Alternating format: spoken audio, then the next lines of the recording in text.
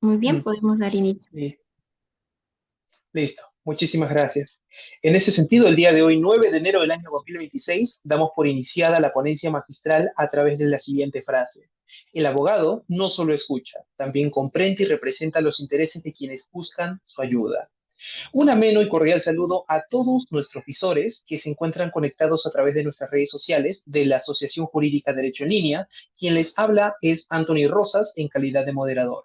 El día de hoy les doy la bienvenida para la sesión número 9 de nuestro diplomado titulado Interculturalidad y Derechos Humanos de las Mujeres e Integrantes del Grupo Familiar.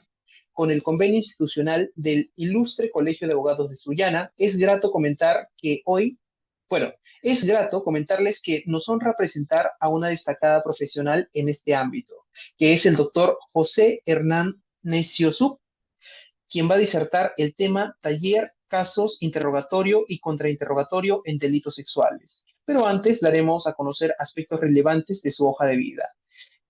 Es magíster en Derecho con mención en Ciencias Penales, candidato a doctor en Derecho y Ciencia Política, catedrático de pre y posgrado en los cursos de Derecho Penal y Litigación Oral, y ha sido magistrado penal y procurador público especializado en delitos de corrupción de funcionarios. Actualmente es abogado defensor privado en litigios penales. Y, en tanto, en nombre de la Asociación Jurídica Derecho en Línea, le damos la bienvenida a nuestra casa de estudios. De igual manera, estimada comunidad jurídica, hacerles recordar las 4 reglas del desarrollo de la sesión. Primero, los participantes deberán guardar estricto respeto hacia sus compañeros. Segundo, se recomienda activar sus cámaras para una participación más activa. Tercero, activar la opción de levantar la mano para pedir la palabra. Y cuarto, las preguntas formuladas en clase deben ser precisas, relacionadas con el tema y no casos particulares. Dejando todo recalcado, damos paso a nuestro ponente. Estimado maestro, le cedemos el uso de la palabra. Muchas gracias, Anthony. Anthony David. Muy buenas noches con todos y cada uno de ustedes.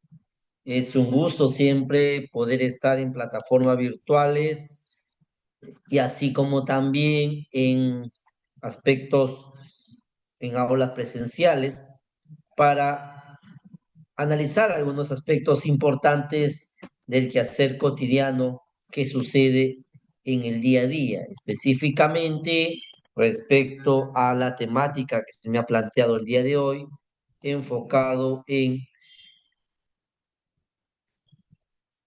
este taller circunscrito en el interrogatorio y contrainterrogatorio en los delitos de violación sexual. Voy a compartir unos PPTs y me gustaría que se me informe si se viene visualizando correctamente. A ver Sí si me se puede informa. ver, doctor. Muy bien, muchas gracias.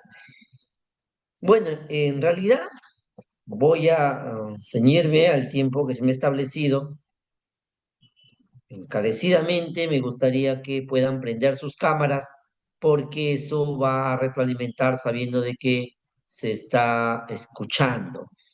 En esta temática es importante dejar establecido que a raíz del acontecimiento de la vigencia del Código Procesal Penal del año 2004, es que han surgido muchas preguntas, muchos cuestionamientos, mucho tema de debate respecto a cómo se aplica esto. Al extremo de que se ha pensado de que debemos preocuparnos mucho por el tema de la litigación oral y hemos dejado de lado la teoría del delito. La pregunta ¿es que acaso la teoría del delito tiene menos relevancia penal, menos relevancia que la litigación oral? Y tenemos que decir que no, que tanto la teoría del delito como la litigación oral son aspectos complementarios.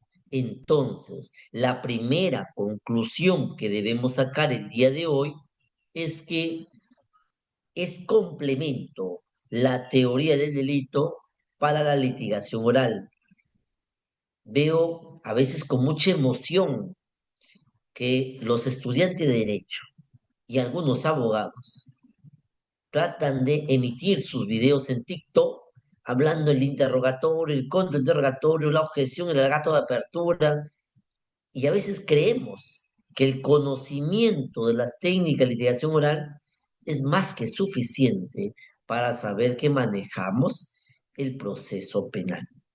Y la respuesta es que esto es un complemento adicional al tema de la teoría del delito.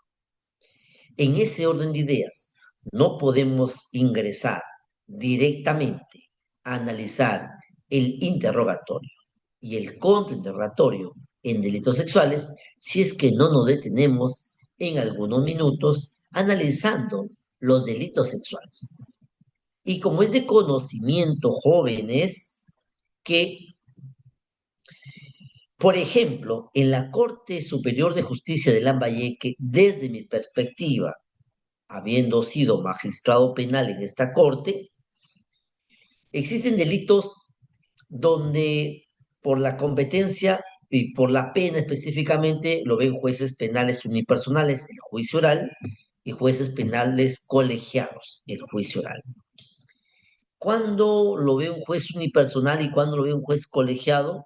Cuando la pena, cuyo extremo mínimo es mayor a 6 años, lo ve el colegiado. Cuando el extremo mínimo de la pena es menor a 6, lo ve el unipersonal.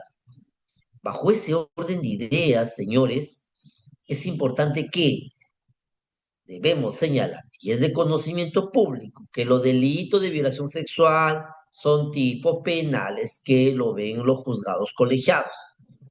Entonces, habiendo hecho esta diferencia, que son los juzgados colegiados los que ven estos delitos, en mi experiencia puedo concluir desde mi perspectiva que el delito de mayor comisión que ven los juzgados colegiados es el delito de robo agravado. Y en segundo lugar, violaciones, delitos contra la libertad sexual. ¿Qué significa ello? Que es un tipo penal de mayor comisión y por ello nos debemos detener. ¿Para qué? Para analizar aspectos importantes. ¿Y por qué? Porque las penas son muy altas al extremo que aquel sujeto que abusa sexualmente de una menor de 14 años podría ser sancionado con cadena perpetua. Bajo ese orden de ideas, señores, es que el tipo penal de violación sexual es un tipo que requiere análisis, no para lograr absoluciones, no para lograr condenas, sino para coadyuvar con el esclarecimiento de los hechos. Fiscalía va a elaborar una teoría del caso acusatoria. Así llega al juicio oral, con una teoría del caso acusatoria. En cambio, la defensa llega con una teoría, claro, para demostrar la inocencia, y la respuesta es no. Escucho muchas veces por lo medio de comunicación abogados que dicen, voy a demostrar la inocencia de mi patrocinada. Oiga, un momentito, señor, la inocencia no se demuestra, la inocencia se presume. Todo procesado goza del principio constitucional de presunción de inocencia. Por lo tanto, yo abogado defensor, no elaboro teorías del caso para lograr demostrar la inocencia que se presume. Entonces, doctor, ¿para qué elabora una teoría del caso el abogado? Para coadyuvar con el esclarecimiento de los, eh, eh, con el esclarecimiento de los hechos, con el esclarecimiento de los hechos.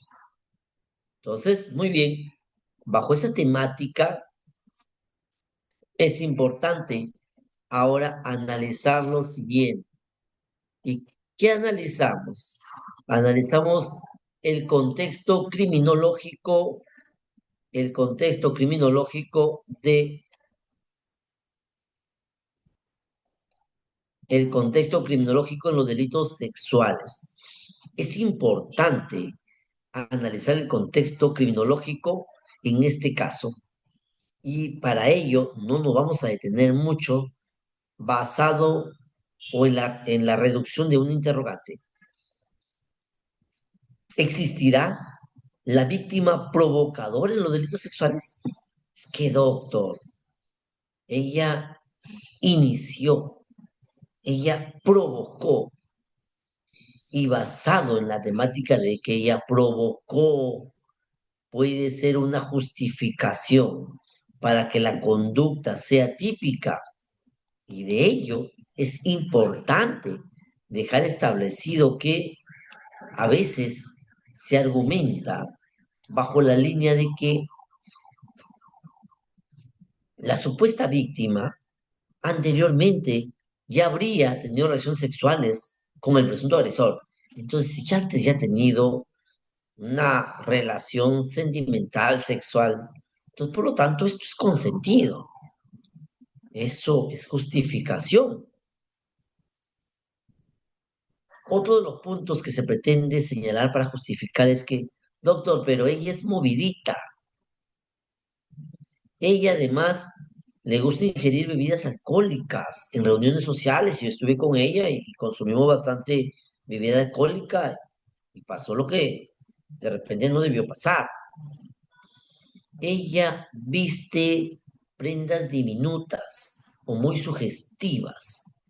Todo ello puede conllevar para decir que la víctima se colocó en predisposición al acto sexual consentido y sobre eso, en realidad, ya la doctrina y la jurisprudencia han dejado zanjado este aspecto. Y lo que debemos concluir en ese sentido es que se debe descartar, tanto en la doctrina como en la jurisprudencia, se colige que se debe descartar la figura de la víctima provocadora, porque bajo esa línea es que estaríamos diciendo que ella se autopuso en peligro. El hecho de que ella consumió mucha bebida alcohólica, el hecho de que ella es movidita, el hecho de que con ella ya tenía una relación sexual anteriormente, el hecho de que ella fue conmigo hasta el hostal, hasta el hotel, ingresamos al cuarto. Eso en nada justifica para mencionar que existe una autopuesta en peligro. Es una idea inaceptable, inaceptable. Acá Anthony nos dice, basado en la presunción de inocencia, es imposible, son sesgos. Si no hay consentimiento, es delito. Efectivamente, si no hay consentimiento, es delito. Es importante también tener mucho cuidado, porque como hablaremos más adelante, son delitos clandestinos y puede ser que existió consentimiento al inicio y luego, nadie sabe por qué, eso ya no existe. Entonces, otra de las conclusiones que podemos llegar el día de hoy es que a todo viento debemos descartar la figura de la víctima provocadora. Definitivamente que sí, porque eso es aceptar la autopuesta en peligro de la víctima, circunstancias que no se presentan en la práctica, ¿no? Bajo ese orden de ideas es que categóricamente la dogmática en los delitos sexuales es importante, porque fíjense de que el profesor Enrique Basigalupo decía, por ejemplo, que el juez no es un loro. Yo diría no solamente el juez, sino el fiscal. No es un loro. ¿Qué hace el loro? Repite, ¿cierto? Repite. Entonces, yo, fiscal, tomo conocimiento de que un sujeto mayor de 18 años de edad, con una adolescente menor de 14 años, una puber menor de 14 años, han tenido relaciones sexuales. Yo debo verificar el artículo 173 del Código Penal. Y ahí dice, el sujeto que tiene una relación sexual con una menor de 14 años, la pena es cadena perpetua. Yo debo acusar directamente solicitando cadena perpetua. Y debemos decir Los procesos penales no son automáticos. Los procesos penales no son automáticos. Los procesos penales requieren análisis, interpretación, utilizar la máxima de la experiencia, la lógica. Esos son aspectos importantes.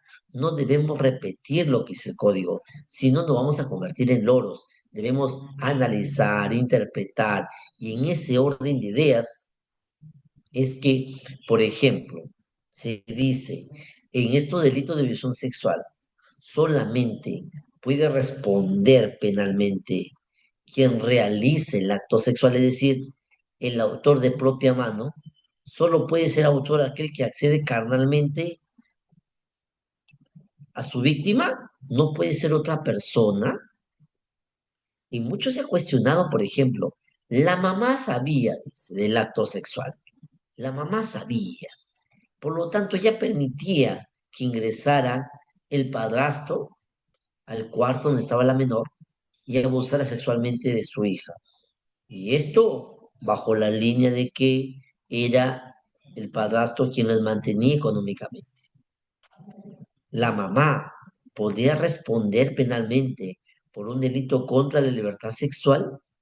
Y sobre esto, en definitiva, tenemos ya aspectos importantes y no solamente en cuestiones de criterios dogmáticos, no, no, no, sino que ahí encontramos desde un punto de vista normativo la ley 28251. ¿Y qué señala esta ley 28251?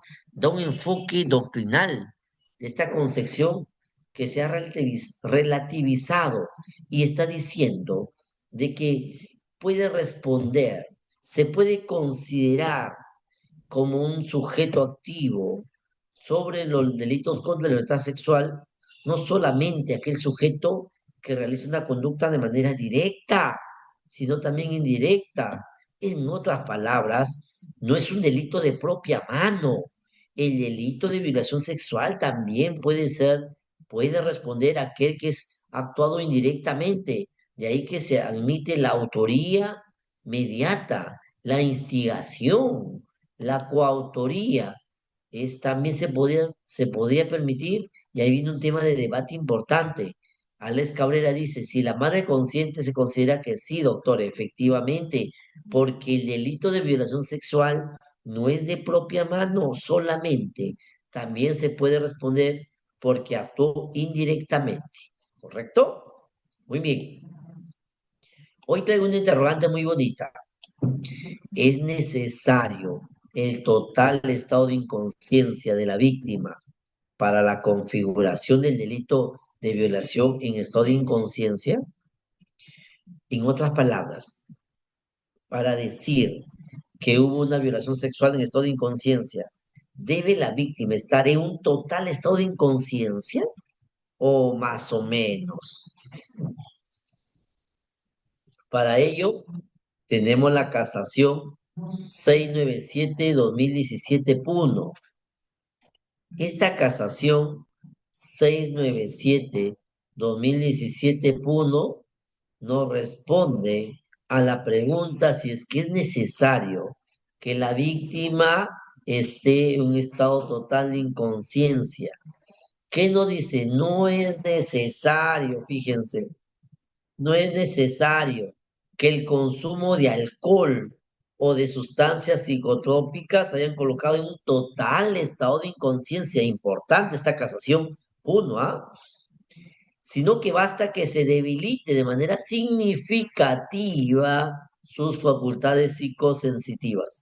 ¿Quién va a decir que se ha debilitado de manera significativa? ¿Solamente el agraviado? No. Aquí va a cumplir un rol muy importante el médico legista.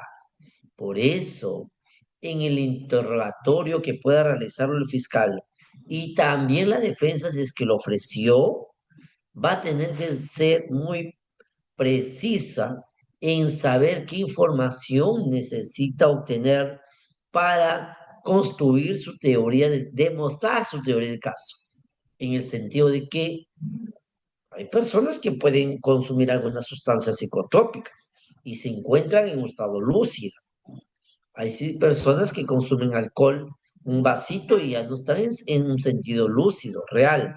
Por lo tanto, eso de debilitar de manera significativa que ha dicho la Corte Suprema en esta casación va a depender del médico legista. Él es el único medio probatorio, examen pericial específicamente, que va a permitir aclarar este aspecto. Lo que, si en realidad esa debilitación de manera significativa ha imposibilitado actuar conforme a un estado normal de conciencia, ¿correcto? Entonces, a tener cuidado. No siempre debemos decir que, doctor, pero ella todavía se daba cuenta, doctor, pero caminaba. Eso significa de que no estaba en un total estado de inconsciencia. Ya la Corte Suprema, con esta casación, está diciendo que no es necesario. Muy bien, tenemos acá un aporte, casación 697-2017, punto. Sí, efectivamente, 697-2017, punto. Ahora tenemos una pregunta importante para ir terminando la parte dogmática y empezar al tema procesal. La ausencia de capacidad eréctil excluye de la responsabilidad penal. Doctor, él no tiene una gran capacidad eréctil.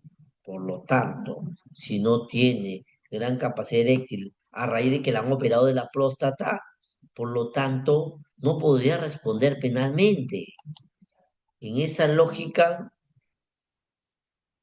tenemos la casación 413-2015, Cusco, 413-2015, Cusco. ¿Qué ha dicho acá la sala penal transitoria respecto a la interrogante planteada? Que si bien puede carecer de capacidad eréctil, eso no se ve circunscrito o enfocado para poder tener o afectarse la capacidad eréctil. Por lo tanto, ustedes saben que la violación sexual no solamente se realiza con el tema de las circunstancias, se puede utilizar otros mecanismos. Bajo esa línea es necesario que se pueda mencionar lo que dice la Corte Suprema. ¿Y qué ha dicho la Corte Suprema? Que un punto relevante aquí es analizar la parte psicológica del encausado, porque a veces la parte psicológica del encausado puede influir durante un examen y puede conllevar aspectos que son materia de análisis. En esa lógica, no siempre la ausencia de capacidad eréctil puede excluir de una responsabilidad penal. Hasta aquí alguna pregunta, alguna duda, pueden levantar, pueden activar su audio.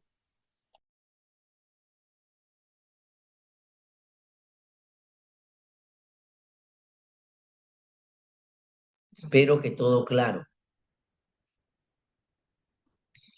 Muy bien, vamos ingresando ya al tema de las cuestiones probatorias,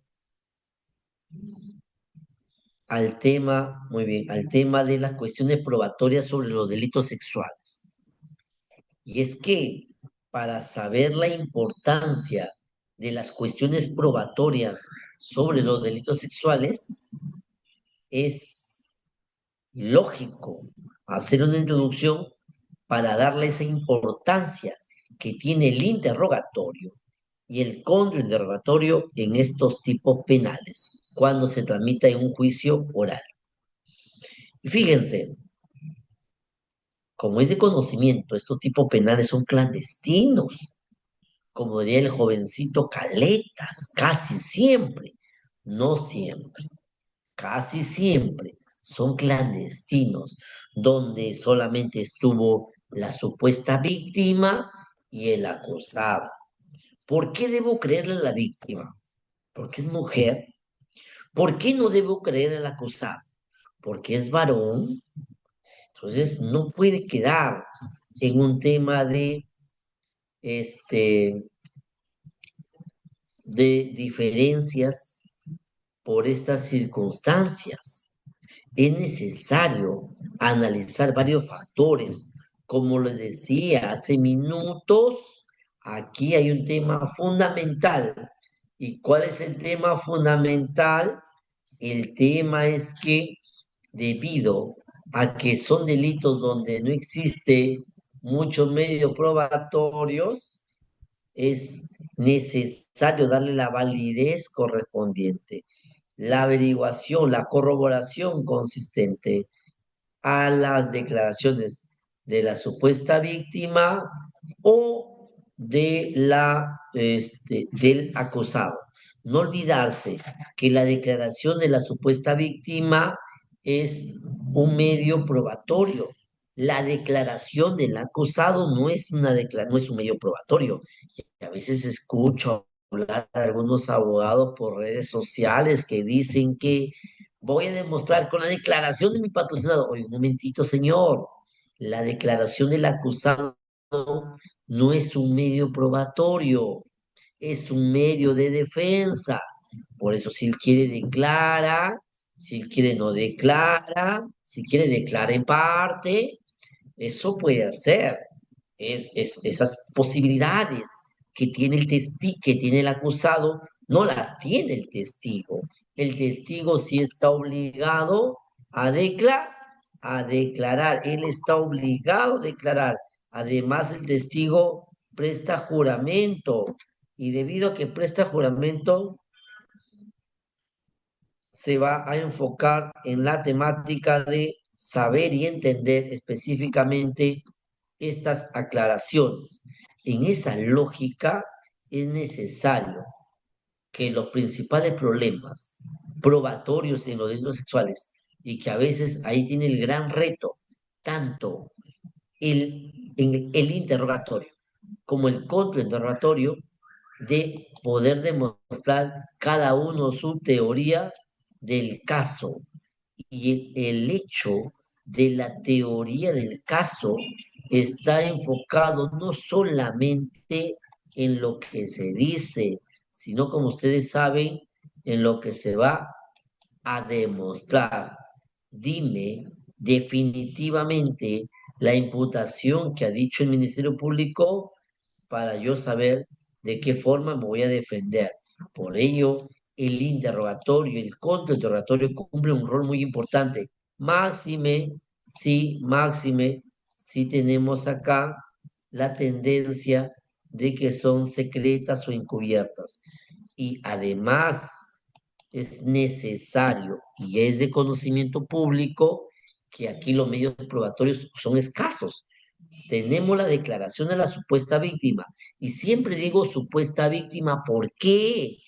Porque no se deben olvidar que para hablar de víctima significa que los hechos están demostrados. ¿Y cómo queda demostrados los hechos? Con una sentencia. Cualquier sentencia, no una sentencia firme. ¿Qué significa una sentencia firme? Una sentencia que no se puede apelar, no se puede apelar. Como dirían los jóvenes, ya fuiste, es una sentencia consentida. Entonces, en esa lógica es que es importante saber que acá tenemos la declaración de la supuesta víctima, a veces tenemos la declaración de la mamá, y la mamá, ¿qué aportó? La mamá es una testiga de oídas. ¿Qué significa? Que no estuvo allí, pero ella ha obtenido información. ¿Por qué? Por su hija. Una vez acontecido el hecho cuestionable de toda óptica, la supuesta agraviada ha concurrido donde su madre le ha informado. Al tomar conocimiento la mamá, ha concurrido a una comisaría a poner la denuncia correspondiente. ¿La mamá será ofrecida como testigo? Sí. Para demostrar un hecho real, bueno, para dar a conocer cómo tomó conocimiento del hecho que es materia de acusación. no va a demostrar nada. ¿Por qué? Porque es una víctima de oídas, una víctima que escuchó, no miró. Si bien es cierto, hay un testimonio único de la víctima, ¿por qué? Porque ella definitivamente es la que ha ido a establecer la imputación inicial de los supuestos hechos que se habrían realizado. Puede ser que los hechos se realizó, pero para eso tenemos que pasar ciertos parámetros correspondientes. Y a raíz de ello viene una pregunta. ¿Existen pruebas que tienen mayor peso probatorio en un juicio oral por el delito de violación sexual? ¿Existen pruebas de mayor o menor peso probatorio? Y desde mi punto de vista, la respuesta es no. Los medios probatorios no tienen más pesos o menos peso, no. Lo que tienen ellos es una circunstancia de poder coadyugar con la demostración de la teoría del caso.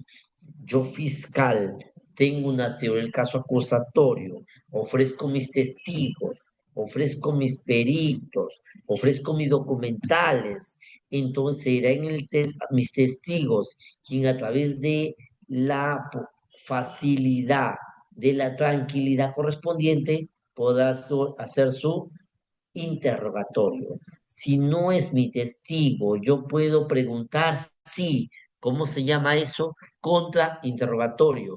¿Cuál es la diferencia entre el interrogatorio y contrainterrogatorio? La diferencia es que va a servir para, en el interrogatorio, buscar información.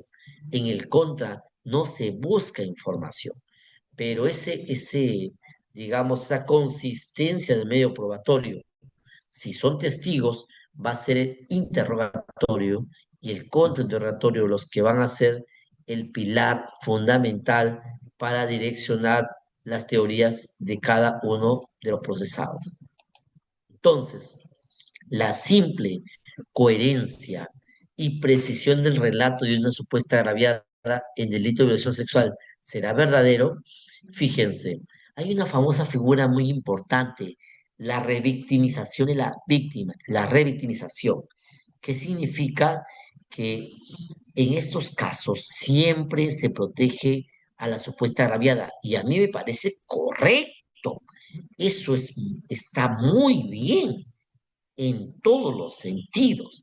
Debe existir una protección, pero a veces algunos abogados dicen, objeto o en los alegatos de clausura, en juicio oral dice, yo quiero demostrar que la agraviada ha venido a informar hechos con simple coherencia, no ha sido precisa en el relato de la supuesta agresión sexual. Y la pregunta es, ¿debemos decirle a la agraviada que repita constantemente con lujos y detalles un acontecimiento que creo que para todos es recontra cuestionable? Y la respuesta es no, porque no olvidarse que de ser cierto existe un trauma psicológico, está tratando en la medida de lo posible de querer borrar ese episodio que jamás de lo jamás quiere ella recordar. Bajo esa lógica no le podemos pedir coherencia y precisión. Lo que sí queremos pedir información que permita ir construyendo una teoría, demostrando una teoría del caso, ¿correcto? Entonces, aquí surge una interrogante también muy importante. ¿Cómo debe realizarse la valoración judicial probatoria de la declaración de la víctima en los delitos de violación sexual en agravio de menores? Esto es importante. Acá me dice Alex Cabrera, ¿el daño es permanente, doctor?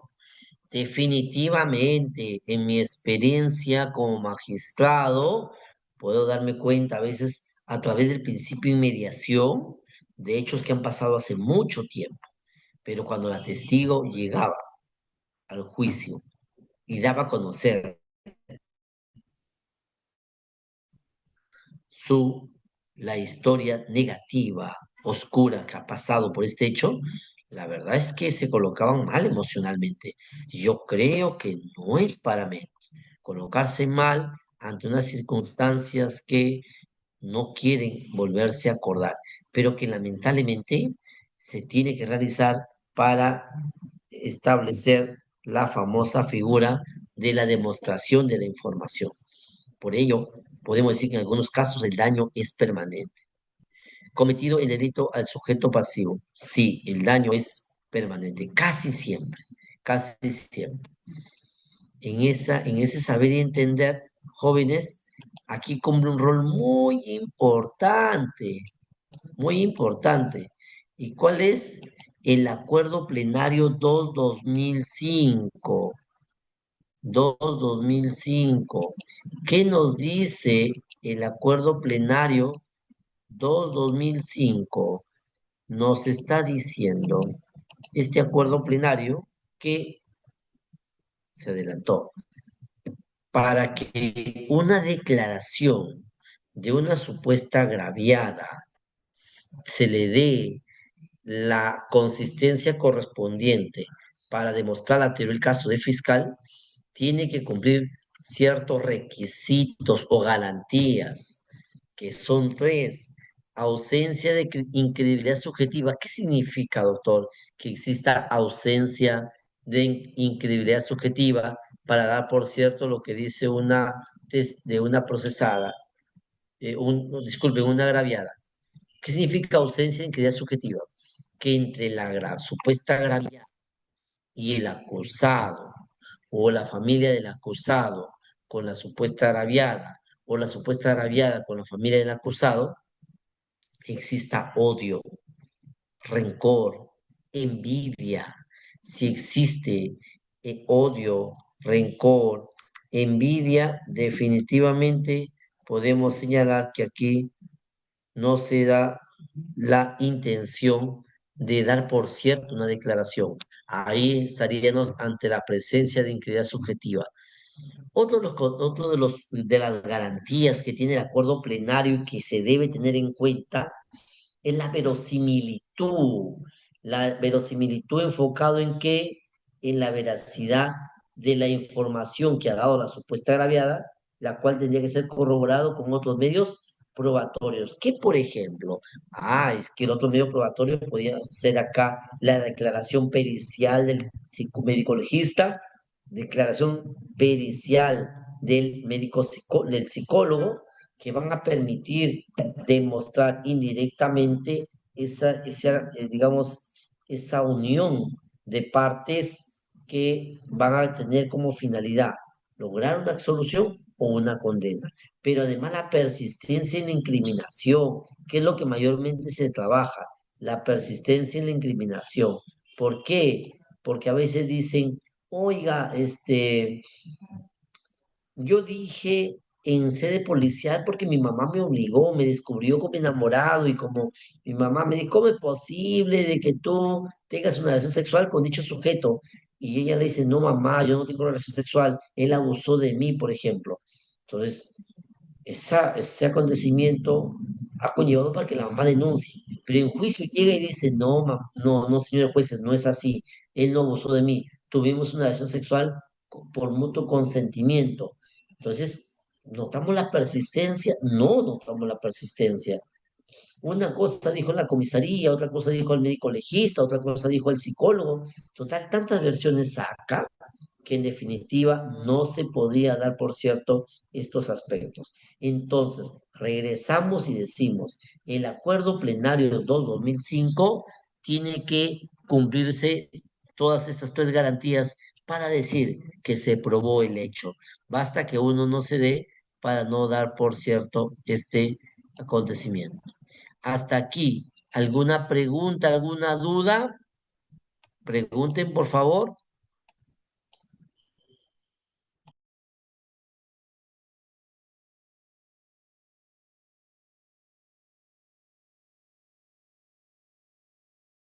¿No hay ninguna pregunta, ninguna duda? Muy bien. Entonces, bajo esa El doctor lógica, Willy, doctor, disculpe que le interrumpa. El doctor Willy a través del chat del Zoom nos dice, ¿es importante la coherencia? sí, pero no una coherencia exacta, digamos, bajo la temática de que sea una coherencia al 100% exacto, porque más que coherencia, lo que podría pasar es pensar que hay un libreto aprendido, y a veces puede darse esa figura de dar ese contexto, de que pueda ser, de que pueda notarse como si fuese un libreto, ¿no?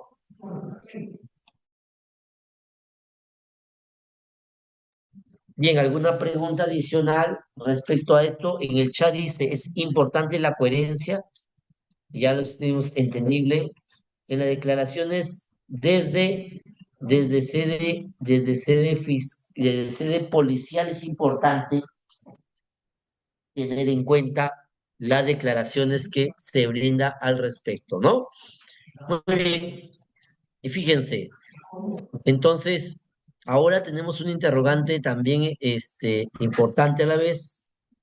¿Qué sucede cuando la presunta menor agraviada solo efectúa sindicación en un momento del proceso, no sabiéndose nada posteriormente? Denunció al inicio, ya no hay después, ya se desapareció, la están llamando y no concurre. ¿Qué puede pasar ahí? ¿Existe la persistencia, doctor? Usted ha dicho que el acuerdo plenario 2005 se requieren tres requisitos para dar por probado el hecho: que exista ausencia de integridad subjetiva, que exista verosimilitud, o sea, varios medios probatorios, y además que sea persistente, que siempre donde va, no dice igualito, pero dice parecido. ¿Y qué pasaría, doctor, si ya la testigo no está, ya la están ubicando y no la encuentran? Entonces, ¿cómo mencionar que hay un tema de persistencia en la incriminación? Y sobre eso tenemos dos posturas. Hay una postura que dice, basado en el acuerdo plenario 2-2005, no debemos valorar un único relato brindado por el menor proceso. Si solamente hay una sola versión, no hay persistencia. Por lo tanto, la- el fallo condenatorio, el fallo que se emite tiene que ser absolutorio. Y ya hay otros que han dicho, no, señor, pues debemos valorar la sindicación única de la menor con muchas pautas, con muchas flexibilización, porque eso puede conllevar en tanto y en cuanto a establecer parámetros que coadyuguen al tema del esclarecimiento de los hechos. Miranda Estampes tiene un manual, un libro muy bonito, La actividad probatoria en el proceso penal, la mínima actividad probatoria. Y él dice algo muy importante que a veces los fiscales y los abogados no lo tienen en cuenta. Y es que para llegar a convencer al juez, tanto el fiscal como el abogado, uno de los temas importantes es que su objetivo en juicio oral no es hablar bonito solamente, no es lucirse, es convencer, simple y llanamente, jóvenes. Quien convence judicial no lo hace basado en una cantidad de pruebas, porque el fiscal tiene 100 pruebas y la defensa tiene dos. Es que el fiscal va a lograr condenar. No, la condena o absolución no depende de la cantidad de pruebas, sino de la adecuación y fuerza de convicción. Se tiene que convencer. Yo he dicho siempre, es como si fuera un rompecabezas, que se tiene que armar la pieza tiene que ingresar y tienen que encajar correctamente, con independencia de su número. No se trata de cantidad de pruebas.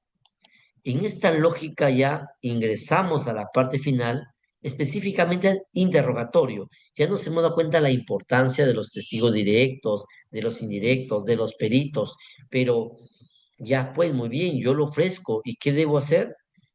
Aquí viene el interrogatorio directo en el delito de violación sexual. Y acá hay un tema fundamental. ¿Y cuál es el tema fundamental?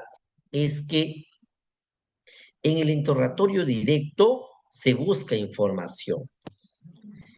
Fíjense, a veces el testigo ya declaró en la etapa anterior, en investigación preparatoria o preliminar, Entonces ya tengo su declaración y su declaración es muy buena, muy básica. Si así va a declarar en juicio, lo va a olvide. Tengo miedo que no concurra a la audiencia, por lo tanto, no lo ofrezco a él como persona, sino que voy a ofrecer su declaración que ha hecho en etapas anteriores. ¿Eso es correcto? Sí. ¿Recomendable? No, no. En mi experiencia como juez penal, ahora como abogado especialista en litigios penales, debo señalar que lo recomendable es ofrecer al testigo como persona, porque yo le decía en el PPT anterior, el objetivo de un juicio oral no es solamente exponer, sino convencer. Y el convencimiento viene muchas veces por el tema de la información en vivo y en directo. Se sobreentiende que los jueces del colegiado en los delitos de violación sexual no conocen el caso y toman conocimiento cuando el fiscal oraliza en su alegato de apertura. Ahí recién toma conocimiento de cuáles son los supuestos hechos. Bajo esa lógica es importante, basado en el principio de inmediación, que se trate de pregonar la declaración en juicio, que concurran a juicio, no sus actas. Entonces, este interrogatorio, en el caso de violación sexual, va a servir para revisar en juicio oral la declaración del testigo si es que no se ha hecho como prueba anticipada en cámara GS. Hay que tener cuidado que se puede realizar en cámara GS, pero eso en nada se circunscribe a que no se realice con su finalidad. La finalidad siempre estará allí. El interrogatorio directo tiene como finalidad revisar en juicio oral lo que los testigos han tomado conocimiento por su propia cuenta, sea como supuesta rabiada, como mamá, qué sé yo. Y su relevancia es la principal oportunidad litigante para probar. Yo ofrezco un testigo, yo abogado ofrezco un testigo. Es el momento para que el juez me crea, no lo que digo yo como abogado, sino lo que dice el testigo. El juez a quién va a creer, lo que dice el abogado, lo que dice el testigo, lo que dice el fiscal, lo que dice el testigo, lo que dice el testigo. Por eso es importante desde la primera impresión llamar la atención circunscrito en la línea de la objetividad. Eso es importante de que no se trata de preguntar por preguntar. Si yo voy a hacer un interrogatorio directo sin ningún sentido, sin ninguna finalidad, no tendría la coherencia correspondiente. La lógica de la prueba testimonial, en definitiva, es que los testigos son siempre los testigos de parte y va a servir acá para la libre valoración. Aquí lo que quiero es demostrar mi teoría basado en lo que dicen los testigos. Eso definitivamente tiene. Y como ustedes saben, el objetivo de interrogatorio en el caso de los delitos contra la libertad sexual no solamente está enfocado en la supuesta rabiada, sino también en los testigos indirectos, sino también en al psicólogo, al perito médico legista. Todos ellos serán circunscritos en la temática de preguntarle para poder acreditar las proposiciones de su teoría del caso. Una de las características del interrogatorio directo es que debe ser como un cine. ¿Por qué creen ustedes que el interrogatorio directo debe ser como un cine? ¿Ah?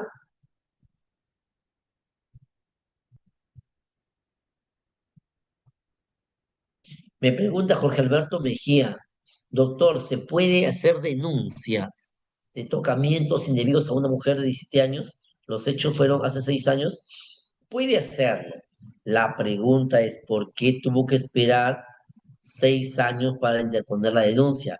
Esa es una pregunta que debe tener en cuenta porque le realizarán en el juicio oral. Doctor, pero ¿qué dice? Si se puede denunciar a una mujer de 17 años, los hechos fueron hace 6 años. Sí, definitivamente que sí, yo creo que sí, pero se tiene que saber enfrentar a la pregunta, ¿por qué no lo realizó antes? ¿Correcto? estos delitos de violación sexual no prescriben, doctor. Ah, mentira, salvo que sea cadena perpetua. Pero después, si tiene pena determinada, sí podría prescribir. Usted sabe que la prescripción es ordinaria y extraordinaria. La ordinaria es cuando se da la pena máxima, la extraordinaria es cuando se da la pena máxima más la mitad. Entonces, hay esas posibilidades. Doctor, pero ello al ofrecer solo la declaración no sería más útil en una posible apelación. No, no entiendo la pregunta de Anthony. Acá Higinio nos dice, doctor, cuando existen exámenes contradictorios, o sea, el primer examen ginecólogo lo realiza un doctor que no es forense y señala que previo a los exámenes realizados la misma no presenta afectación en su vulva o se está íntegra y luego a los 2 días el médico forense señala que sí. En realidad, nosotros tenemos que señalar aquí un tema fundamental.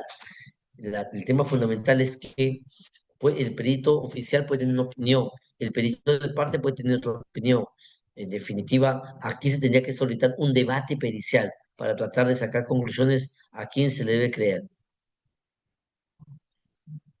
Dice Adolfo Ramírez, ¿por qué el interrogatorio es como un cine? Porque debe tener una correlación real con una película. El interrogatorio es el cine, ¿por qué? Porque el fiscal está viendo, el juez está viendo cómo ingresa la información, el testigo, teniendo en cuenta las preguntas que realizan tanto fiscalía como la defensa. Él está concentrado, atento a la información. ¿Qué han dicho el fiscal? No. ¿Qué ha dicho el abogado? No. A la información que está declarando el testigo. Por eso es un cine. Además dice que otra de las características es que el interrogatorio es como si fuera una dieta. ¿Por qué? En la dieta, cuando una persona está con dieta, come cualquier cosa. No, come lo que ha sido recetado y lo que sirve y no le va a perjudicar en su salud. Así es el interrogatorio. Debo preguntar lo indicado, que la información que ingrese sea la información coherente, real e importante.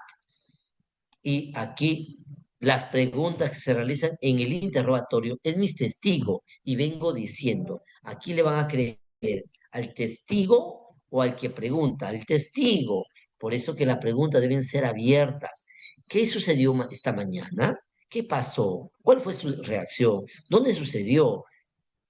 ¿Cómo sucedió? Aspectos importantes que vienen sacando luces frecuentes de la finalidad de las preguntas abiertas en el interrogatorio en los delitos contra la libertad sexual. Y bueno, como siempre hay problemas, acá hay un problema.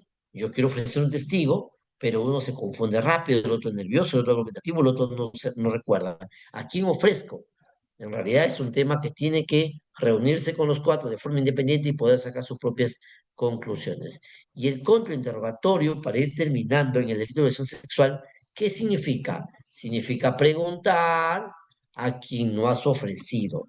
¿Tú no has ofrecido ese efectivo policial?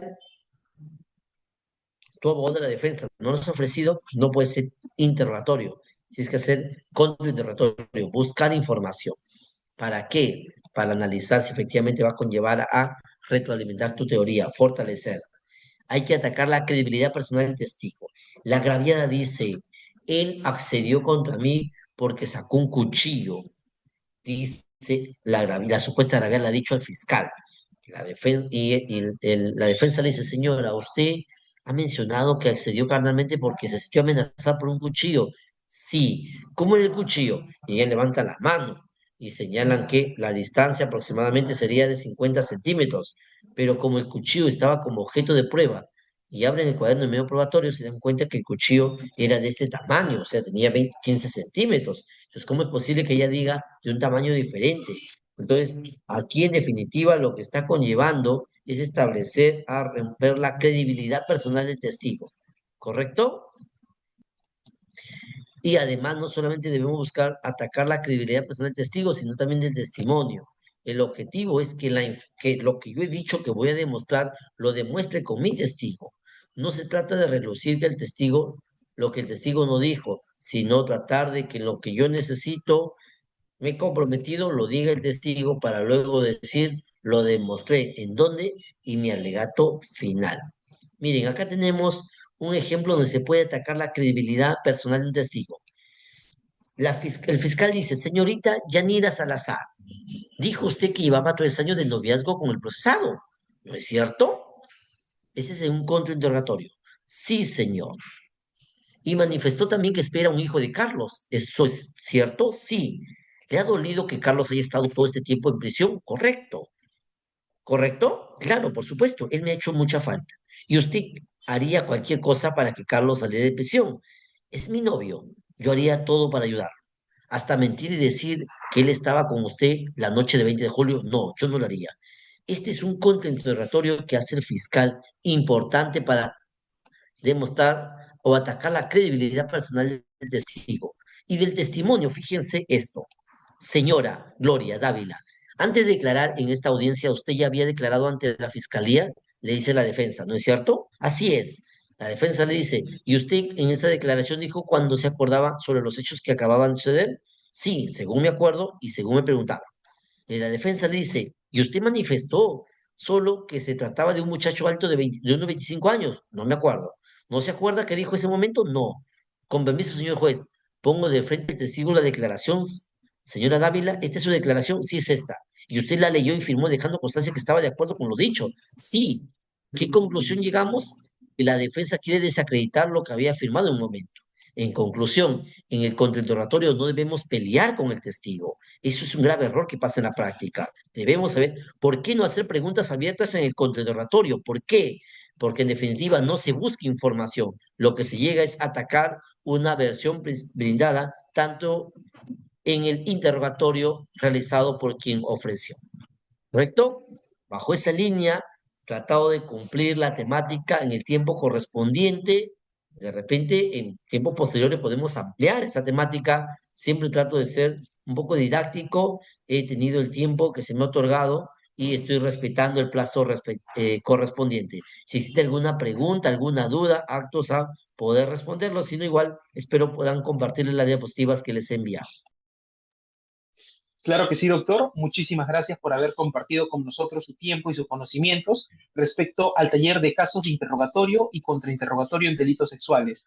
Tenemos unos minutos para poder formular y responder algunas preguntas por parte del público, por lo que invitamos a todos los conectados que si tienen alguna duda, la pueden hacer mediante el chat o en su defecto, levantando la mano para que se les ceda el uso de la palabra.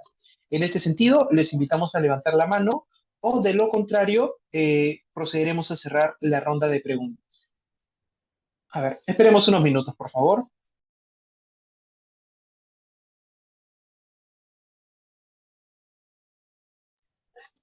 ¿Listo? Aquí me han hecho llegar una pregunta por privado. Doctor, nos comentan si es que es preferible, a ver, uy, no está bien redactado, pero de lo que entiendo, doctor, es que si es preferible presentar la declaración de un testigo en etapa de juicio oral, dado que a diferencia de presentar a un testigo propiamente, en caso de que se recurra a una apelación, sería mucho más factible con la declaración poder intentar dar un argumento para apelar la decisión de primera instancia. Debemos tener cuidado que nosotros no debemos buscar testigos, tanto el fiscal como la defensa, para lograr absoluciones o condenas. Debemos presentar testigos para coadyuvar con el esclarecimiento de los hechos. Bajo esa lógica, no debemos preocuparnos en qué momento y para qué, sino que debe ser en el momento oportuno para lograr que se esclarezcan los hechos. Y esto específicamente debe ser en la etapa de investigación preparatoria. Acá hay una pregunta de Willy Cristo. Dice, doctor, ¿siempre en los delitos de violación sexual tiene que haber violencia? No siempre. Puede haber amenaza o a veces no hay ni violencia ni amenaza, solo que la gravedad está en un estado de inconsciencia, donde no se requiere estas dos categorías correspondientes.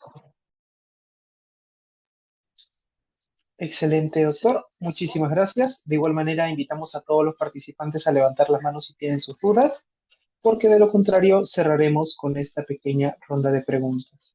Agradecemos a la doctora Carmen, a la doctora Marina, Melissa, a Sabi, a Alex por estar presentes en la sesión del día de hoy. Y en este sentido, siendo que no nos encontramos con más preguntas, damos por culminada la sesión del día de hoy.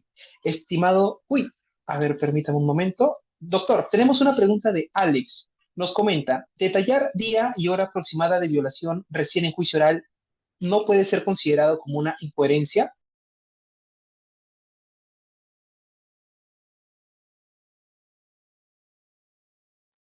No, porque en definitiva es importante señalar de que necesitamos aspectos básicos, no repetitivos. eh, el hecho de que ya no establezca el día puede ser una circunstancia del tiempo. ¿Y por qué no denunciaste anteriormente? Porque ella vivía con el padrastro. ¿Y por qué después de un año denuncias? Porque ayer se fue mi padrastro de la casa. Ah, entonces, ¿pero cuándo fue? Pero fue en enero, porque fue inicio del año, pero ¿qué día? No. ¿A qué hora fue? Fue en la tarde. Entonces, hay justificación del por qué está diciendo en forma genérica y por el tiempo transcurrido, pero está justificado, diría yo en parte, por qué lo hace hoy día, sabiendo que fue hace un año, porque ayer se fue el padrastro, vivía con el padrastro, estaba amenazada, pero ha denunciado después de un año. ¿Y por qué no dice después de un año? Porque recién quiero denunciar. ¿Vivía cerca el supuesto agresor? No, vivía en Tumán y la supuesta agraviada vivía en Chiclayo, entonces no hay justificación. Va a depender del caso concreto.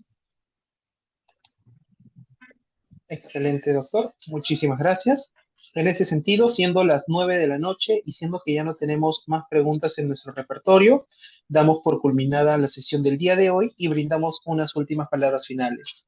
Estimado doctor José Hernán Neciosub Chancafe, agradecemos por su valiosa participación y el generoso agradecimiento también por compartir sus conocimientos. En nombre de la Asociación Jurídica Derecho en Línea, le reiteramos que esta es y siempre será su casa académica.